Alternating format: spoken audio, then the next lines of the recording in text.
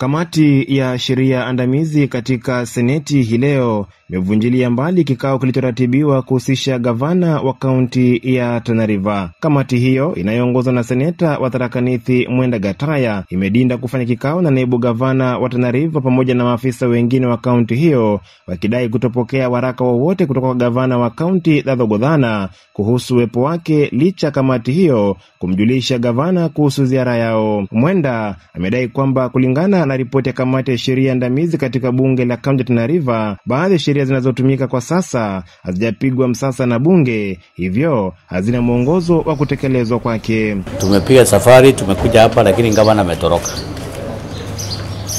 Na unajua kisheria gavana hakupata nafasi hata kutupatia notice kwamba hatakuwa. Ameweka naibu wake, na kama kamati hatujaandikia naibu wake barua kutoka seneti ambayo tuliandika tarehe 17 mwezi wa 4. Ilikuwa imeandikwa gavana wa Tana River, na gavana hakuona hata heshima hata kidogo kuandikia kamati yangu na kuiambia kwamba hatakuwa na nafasi ya kushughulikia kamati. Na tumekuwa hapo kwa sababu tulikuwa tunataka kufanya uchunguzi wa sheria zile ambazo zinatumika hapa Tana River County, na tumepata habari kwamba kuna sheria nyingi ambazo zinatumika hapa Tana River County ambazo asijapitia County Assembly kufanyiwa kupigwa mswasa.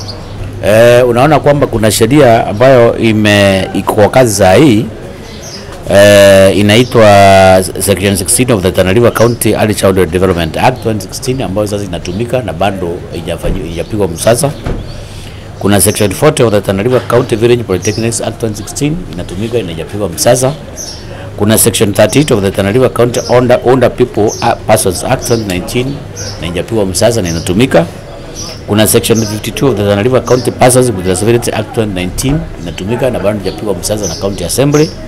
Na vile kuna Section 38 of the Tana River County Ward Bursary Fund Administration Act 2014 na bado haijapigwa msasa.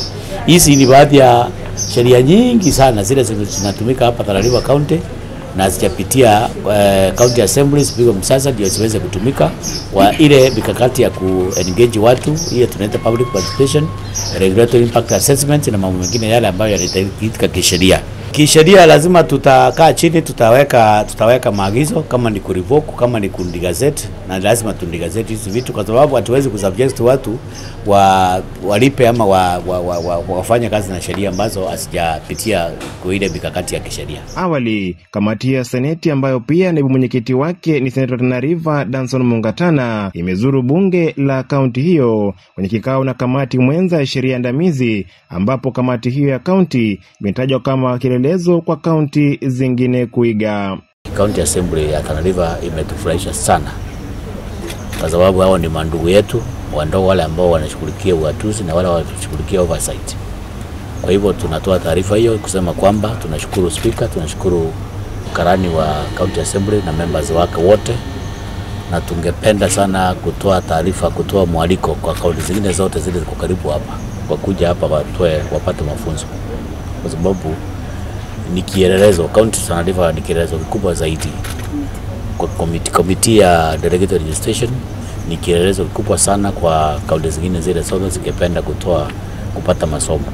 Ile sifa mumepatia hii assembly haijatokana na hapa peke yake, imetokana na ile visit committee ilifanya kule Senate, waka-interact na nyinyi, wakaanza kujua yale ambao wanapaswa kufanya, kwa sababu kweli sheria zilikuwa zinapitishwa hapa mingi, lakini ikienda kule pengine hizo regulations haziletwi hapa for approval. Sasa tangu kamati ilienda Senate na ikapata kujua mengi kutoka kwa kamati ya Senate, wameanza harakati sasa. Hata waliita CECs hapa wakawahoji na wakawaeleza vile wanapaswa kufanya. Dennis Maithia, KYTV, mjini Hola, County ya Tana River.